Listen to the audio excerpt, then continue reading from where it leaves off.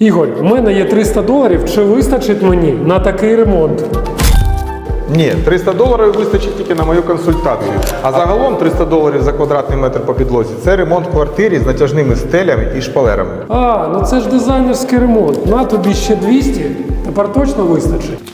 Та ні, за $500 ти можеш зробити ремонт в звичайній квартирі. Так а в чому різниця з квартирою? Ну, в квартирі немає ось такої котельні, немає такої кількості санузлів. Раз, два і три.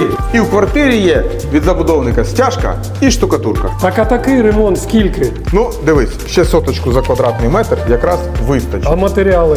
200 теж вистачить. $800.